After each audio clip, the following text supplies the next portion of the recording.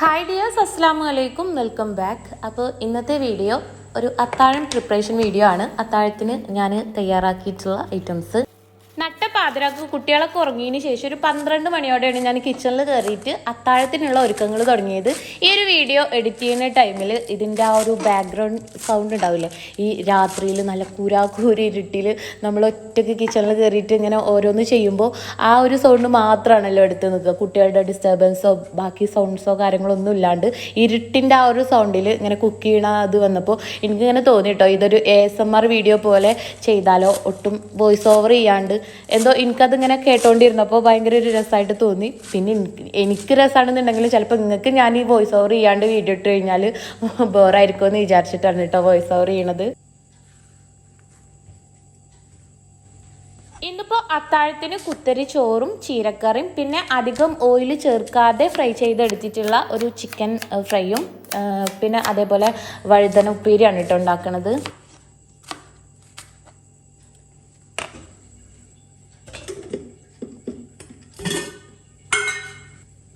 ചോറ് ഞാൻ നേരത്തെ വേവിച്ച് റൈസ് പോട്ടിൽ ഇറക്കി വെച്ചിട്ടുണ്ടായിരുന്നു. അപ്പോൾ ദാ ഇനി ഇതൊന്ന് ഊറ്റി വെക്കുകയാണ്.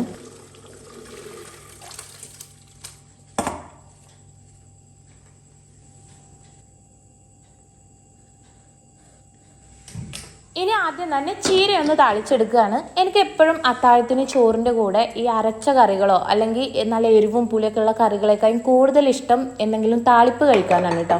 അതായത് ചീരയോ മുരിങ്ങയോ അതല്ലെങ്കിൽ ചിരങ്ങയോ അങ്ങനെ എന്തെങ്കിലുമൊക്കെ താളിപ്പ്, അതല്ലെങ്കിൽ പിന്നെ തക്കാളി ചട്നി, അതാണ് കേട്ടോ കൂടുതൽ ഇഷ്ടം. അത്താഴത്തിനൊക്കെ നമ്മൾ ഉറക്കത്തിൽ നിന്ന് എണീറ്റ് കഴിക്കണമല്ലേ, അപ്പോൾ അങ്ങനെയുള്ളതൊക്കെ കഴിക്കാനാണ് ഒന്നുകൂടെ ഇഷ്ടം.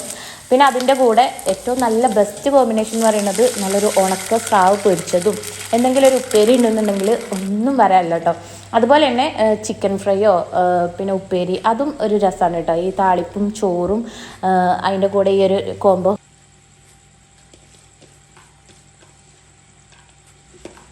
ഇത് ഉമ്മാൻ്റെ അടുക്കളത്തോട്ടത്തിൽ നിന്ന് പറിച്ചെടുത്തിട്ടുള്ള ചീരയാണ് കേട്ടോ, നല്ല നാടൻ ചീര. അവിടെ ഉമ്മാൻ്റെ അടുത്ത് പോയി കഴിഞ്ഞാൽ അവിടെയുള്ള ചീര മുരിങ്ങ വഴുതന അതൊക്കെ പാക്കാക്കിയാലേ ഉമ്മാക്ക് സമാധാനമുള്ളൂ.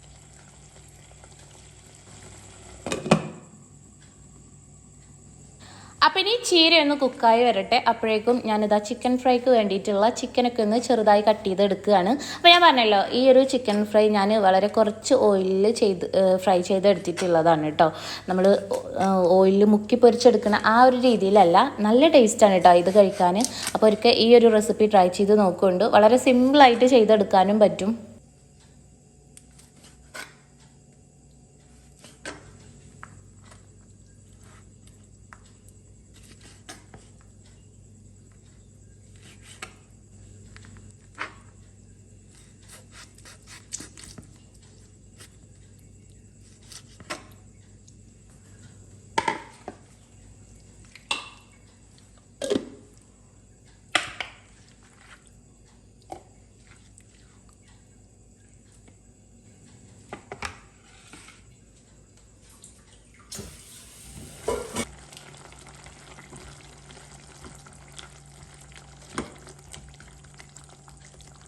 അങ്ങനെ ചീരക്കറി റെഡി ആയിട്ടുണ്ട്. ഇനി നമുക്ക് ഫ്ലെയിം ഓഫ് ചെയ്ത് വെക്കാം. അടുത്തത് നമ്മൾ ചിക്കൻ ഫ്രൈ ചെയ്തെടുക്കാൻ വേണ്ടിയിട്ട് ചിക്കൻ ഒന്ന് മാരിനേറ്റ് ചെയ്തെടുക്കണം.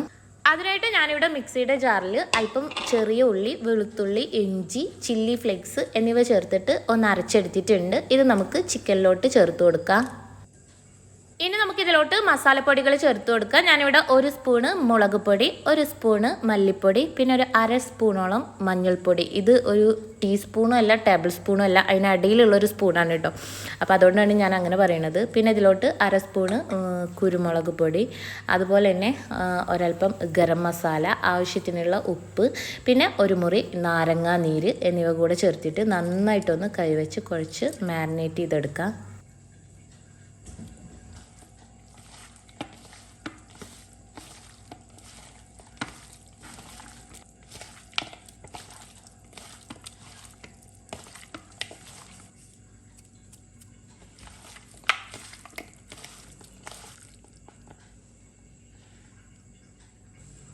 ഇനി ഈ ചിക്കൻ നമുക്ക് ഫ്രൈ ചെയ്തെടുക്കുക. അതിനായിട്ട് ഞാനിവിടെ ഒരു നോൺ സ്റ്റിക്കിൻ്റെ പാനിലോട്ട് അല്പം വെളിച്ചെണ്ണ ഒഴിച്ചു കൊടുക്കുകയാണ്. അപ്പോൾ ആ ചിക്കൻ മുഴുവനായിട്ട് നമ്മൾ ഒരുമിച്ചിട്ടാണ് കേട്ടോ ഫ്രൈ ആക്കി എടുക്കുന്നത്.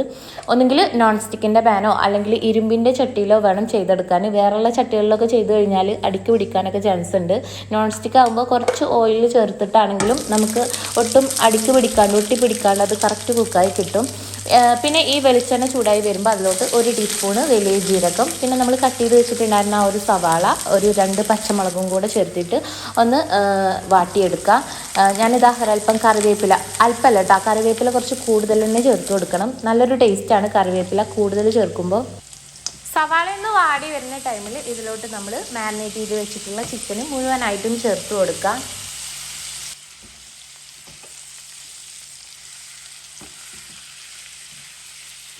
ഈ വീഡിയോയിൽ ഞാൻ മ്യൂസിക്കൊന്നും ആഡ് ചെയ്യാണ്ട് മാക്സിമം എൻ്റെ സംസാരം കുറച്ച് ആ ഒരു ബാക്ക്ഗ്രൗണ്ട് സൗണ്ടോട് കൂടിയിട്ടാണ് കേട്ടോ ചെയ്യണത്. അതങ്ങനെ കേൾക്കുമ്പോൾ എന്താ നിങ്ങൾക്ക് എങ്ങനെയാണ് ഫീൽ ചെയ്യണത്, ഇഷ്ടമാവുന്നുണ്ടോ, അത് എന്താ നിങ്ങളുടെ അഭിപ്രായം എന്നുള്ളതൊന്ന് കമൻറ്റ് ചെയ്യണേ. ഇതിലോട്ട് ഞാൻ ഒരല്പം കൂടെ വെളിച്ചെണ്ണ ഒഴിച്ചു കൊടുത്തിട്ടുണ്ടായിരുന്നു. ഇനി നമുക്കിത് മൂടി വെച്ച് കുക്ക് ചെയ്തെടുക്കാം. ഇന്ന് ഉപ്പേരിക്ക് വഴുതനയാണ് കേട്ടോ. അപ്പം ഞാൻ വഴുതന ആദ്യം തന്നെ ജസ്റ്റ് ഒന്ന് കൂക്കാക്കി എടുത്തിട്ടുണ്ടായിരുന്നു. ഇനി അതൊന്ന് തൂമിച്ചെടുക്കണം. വഴുതന പെട്ടെന്ന് വേവണ ഒരു വെജിറ്റബിൾ ആയതുകൊണ്ട് തന്നെ ഇങ്ങനെ ചെയ്യണമെന്നൊന്നുമില്ല.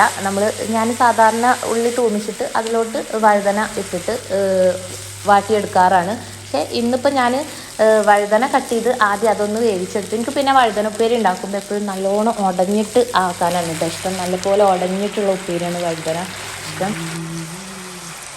അതിനടുത്ത് ഞാൻ ചിക്കൻ ഒന്ന് തുറന്ന് നോക്കിയപ്പോൾ ആ ചിക്കനിൽ നിന്ന് വെള്ളം വന്നിട്ടുണ്ട്. അപ്പോൾ ഇനി ഇത് തീ ഒരു മീഡിയം ടു ഹൈ ഫ്ലെയിമിൽ ഇട്ടിട്ട് തന്നെ കുക്കാക്കി എടുക്കുക. നോൺ സ്റ്റിക്കിലായതുകൊണ്ട് അങ്ങനെ ഒട്ടിപ്പിടിക്കണ ആ ഒരു ടെൻഷനോ കാര്യങ്ങളോ ഒന്നും വേണ്ട. വീണ്ടും മൂടി വെച്ചിട്ട് ഞാനിത് ഒന്നുകൂടെ ഇങ്ങനെ ഫ്രൈ ആക്കി എടുക്കുകയാണ്.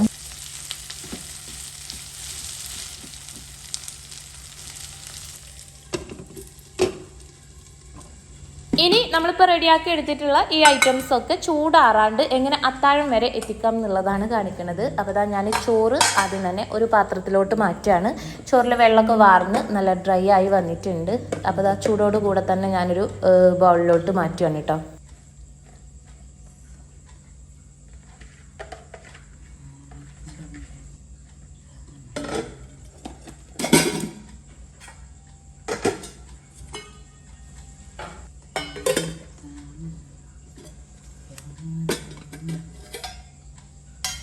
ഇനി ഈ പാത്രത്തിൽ ഞാൻ വഴുതന ഉപ്പേരിയാണ് ഇട്ട് കൊടുക്കുന്നത്. അത് മുഴുവനായിട്ട് നമുക്ക് ഇതിലേക്ക് ഇട്ട് കൊടുക്കാം.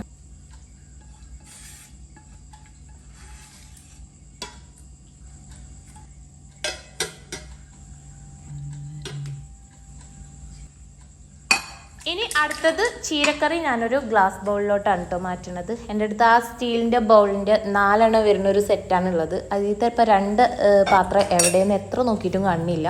അതുകൊണ്ട് ഞാനതൊരു ഗ്ലാസ് ബൗളിലോട്ട് മാറ്റിയിട്ടുണ്ട്. ഇനി ചൂടാറാണ്ടിരിക്കാൻ ഞാനിത് റൈസ് പോട്ടിൽ ഇറക്കി വെക്കുകയാണ് കേട്ടോ.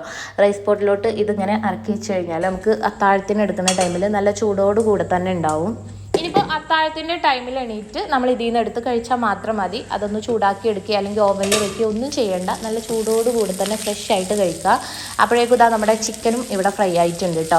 നമ്മൾ എണ്ണയിൽ മുക്കി പൊരിച്ചെടുക്കുന്ന ചിക്കനേക്കാളും അടിപൊളി ടേസ്റ്റാണ് കേട്ടോ ഈ ഒരു രീതിയിൽ ചെയ്യുമ്പോൾ. കാരണം നമ്മളിതിൽ സവാളയും ജീരകവും ഒക്കെ എണ്ണയിൽ വാട്ടിയിട്ട് അതിലോട്ട് ചിക്കൻ ഇട്ടിട്ടാണ് ഫ്രൈ ആക്കിയിട്ടുള്ളത്. അപ്പോൾ അതും കൂടെ കൂടി വരുമ്പോൾ ഒരു പ്രത്യേക ടേസ്റ്റാണ് കഴിക്കാൻ. അത്താഴത്തിന് ചോറിൻ്റെ കൂടെ നല്ലൊരു താളിപ്പും ഈ ഒരു ചിക്കൻ ഫ്രൈയും കൂടെ ഉണ്ടെന്നുണ്ടെങ്കിൽ നല്ല ബെസ്റ്റ് കോമ്പിനേഷനാണ്.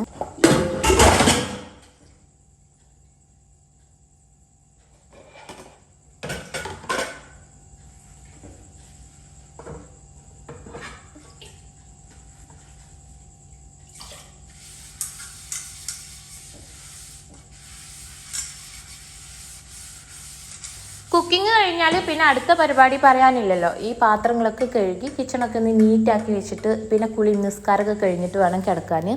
അപ്പോൾ എനിക്കെപ്പോഴും അത്താഴത്തിന് എണീറ്റ് കിച്ചണിൽ വന്നു കഴിഞ്ഞാൽ കിച്ചണ് നല്ല നീറ്റായിട്ട് കാണണം കേട്ടോ. അല്ലെങ്കിൽ മനസ്സിനൊരു സമാധാനം ഉണ്ടാവില്ല. ഞാൻ വെച്ച പാത്രങ്ങളും കൂടെ കഴുകി എല്ലാതും ആ റൈസ് പോട്ടിക്ക് ഇറക്കി വെച്ചിട്ട് എന്നിട്ടേ കിടക്കുള്ളൂ. അപ്പോൾ പിന്നെ രാവിലെ ആകുമ്പോൾ വലിയ ജോലിയും കാര്യങ്ങളൊന്നും ഉണ്ടാവില്ലല്ലോ. കിച്ചൺ എപ്പോഴും നല്ല നീറ്റായിട്ട് കിടക്കും. പക്ഷേ രാത്രിയിൽ നല്ല ജോലി ഉണ്ടാവും.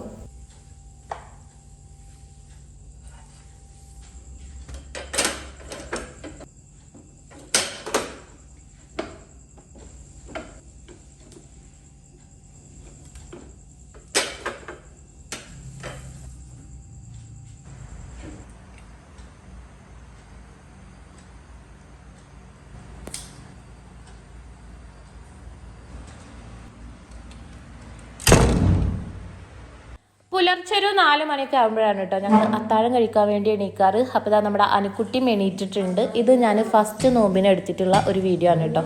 ഫസ്റ്റ് നോമ്പ് അനുക്കുട്ടിയും എടുത്തിട്ടുണ്ടായിരുന്നു.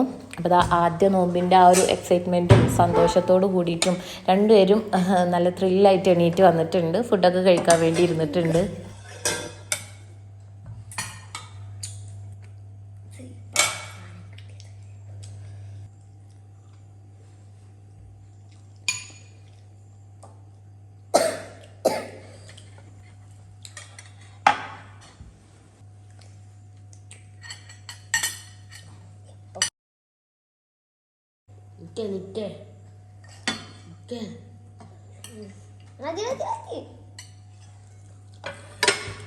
ഫസ്റ്റ് നോമ്പിന് അത്താഴത്തിന് ഞാനും ചോറ് തന്നെയാണ് കേട്ടോ കഴിച്ചിട്ടുണ്ടായിരുന്നത്. ഇടയ്ക്കൊക്കെ ഞാൻ ചോറ് കഴിക്കാറുള്ളൂ.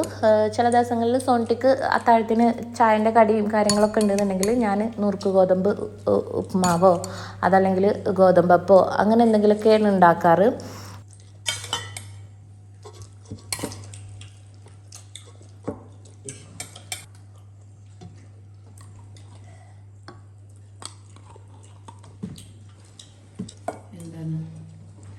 സോനു ഇപ്പം ഞാൻ എടുക്കണ ചോറിൻ്റെ പാത്രം കണ്ടു കഴിഞ്ഞാൽ എന്നെ കളിയാക്കും കേട്ടോ. ഉമ്മച്ചിക്ക് ഡയറ്റാന്ന് പറഞ്ഞിട്ട് ഇപ്പം ഉമ്മച്ചി മുമ്പ് കഴിക്കണേക്കായി കൂടുതൽ കൂട്ടാനൊക്കെ ആണല്ലോ കഴിക്കണത്, എന്തിനാ ഇത്രയും അധികം കൂട്ടാനൊക്കെ കഴിക്കണമെന്ന് പറയും.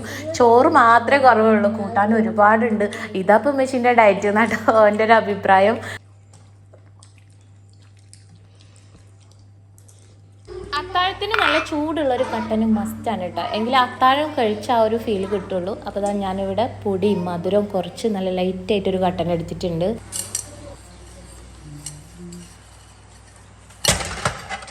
എപ്പോഴും ഈ ഉടയണ പാത്രങ്ങളാണ് ഉപയോഗിക്കാറെന്ന് പലരും ചോദിക്കാറുണ്ടായിരുന്നു. അപ്പോൾ ഇപ്പം മിക്കവാറും ഞാൻ ഈ പാത്രങ്ങളൊക്കെ തന്നെയാണ് കേട്ടോ ഉപയോഗിക്കാറ്. കാരണം ഇവിടെ അടുത്തുള്ള സ്റ്റാൻഡിൽ എടുത്തു വെച്ചിട്ടുള്ളത് ഈ പാത്രങ്ങളാണ്. അതുകൊണ്ട് വേഗം കിട്ടുന്നത് ഇതായതുകൊണ്ട് ഞാൻ അങ്ങനെ എടുക്കും. പിന്നെ സ്റ്റീൽ പാത്രങ്ങളും അതേപോലെ മുമ്പ് ഉപയോഗിച്ചിരുന്ന ആ ഒരു ഫൈബർ പ്ലേറ്റ് ഉണ്ടല്ലോ അതൊക്കെ ഉപയോഗിക്കാറുണ്ട്. എങ്കിൽ ഇതിപ്പോൾ ഈ അടുത്ത് നമ്മുടെ വാഷ് ബേസിൻ്റെ അടുത്തുള്ള ട്രേയിൽ ഞാൻ സെറ്റാക്കി വെച്ചിട്ടുള്ളത് ഈ പാത്രങ്ങളായതുകൊണ്ട് പെട്ടെന്ന് കിട്ടണതുകൊണ്ട് ഇത് തന്നെയാണ് ഇപ്പോൾ ഉപയോഗിക്കാറ്. ഇനിയിപ്പോൾ സുബഹ് നിസ്കാരം കഴിഞ്ഞിട്ട് കുറച്ച് ടൈം ഓതും. അതും കൂടെ കഴിഞ്ഞ് ചില ദിവസങ്ങളിലൊക്കെ കിടക്കും. അല്ലാത്ത ദിവസങ്ങളിൽ വീഡിയോ എഡിറ്റിങ്ങോ കാര്യങ്ങളോ ഉണ്ടെന്നുണ്ടെങ്കിൽ കിടക്കൂല. നോമ്പിന് ഉറക്കം വളരെ കുറവാണ് കേട്ടോ.